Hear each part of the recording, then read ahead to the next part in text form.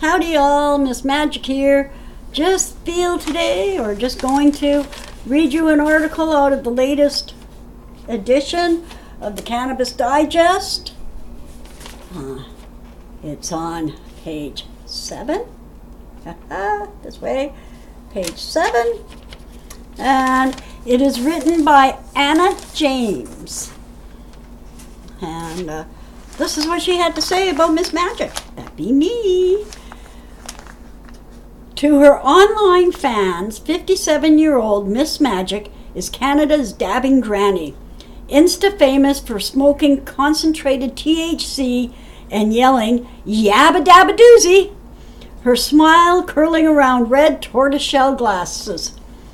As I wait at the green garage dispensary for Majick, another person arrives to meet her, to whom she's promised to split a 2-for-1 ice cream voucher after her interview. Behind her cartoonish internet persona is Majick's deep commitment to her Victoria community, her home for over 50 years. Majick bounces in with a manila folder brimming with clippings, a pistachio of her life achievements. "Thank you for making me put this all together," she smiles. In the folder of 2 panel discussion invitations from Capital Mental Health Association, her article published in Islander, and a newspaper profile on Majick's life in the streets. Prior to 88 and 89, I was a mess. When I was in my 30s, I had a lot of mental health issues, said Majick, reeling off a list. I was young to know what I knew. I saw stuff and did stuff that other people didn't. I only worked this out in my 40s. I didn't know there was a wrong side of the tracks in Victoria. Majick paints her early life as filled with trauma, chaos, and instability, punctuated with colorful adventures. "I'm not one of those island people who never leave," Majick says with a laugh. "I hitchhiked across Canada 3 or 4 times, but I always came back because this was my home." From age 30, Majick's life began to take shape, and her career and her cannabis activism was an integral part of that journey. By the time Ted Smith recruited me about 5 years ago for the board of directors in the Victoria Cannabis Buyers Club, I had started to really come out of my shell. "I don't know what it is, but every birthday that ends in 0 is a big for me," said Majick. "At 30, I went back to school. I never got a degree out of there, but I got what I wanted, the social skills. At 50, I applied at the Royal BC Museum, where I still volunteer to this day." Throughout her hardships, Majick displayed an ability to turn tragedy into positivity.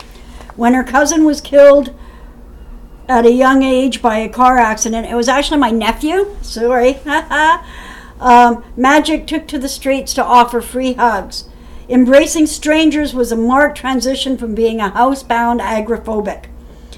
"I once lived invisibly. My dealer would come over and I'd do his laundry in exchange for cannabis. After a shitload of fucking therapy, Majick now enjoys a very public life by posting 420 related content online that has attracted sponsorship deals and almost 10,000 Instagram followers. My first post was in 2014. My niece talked me into it. About 7 months in, I had about 300 or so followers, until I got a message from a woman called Gail, the American dabbing granny, that said, "I gave you a shout out, miss. Be prepared for some new followers." It started jumping up by the hundreds and hundreds immediately. Finding internet fame through cannabis puzzles Majick, who remembers a time, not more than 5 years ago, when covert dabbing operations were hosted in the back of a closed restaurant. For decades, Sterling has battled with legalities and stigmatization of her cannabis use.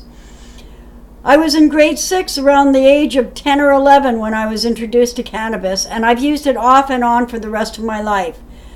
But the system has always made me feel guilty for it. I spent about 10 years in NA, Narcotics Anonymous, for what I thought was cannabis addiction, and I always ended up on psychiatric medication." Now Majick considers herself drug-free. I don't get high off of cannabis.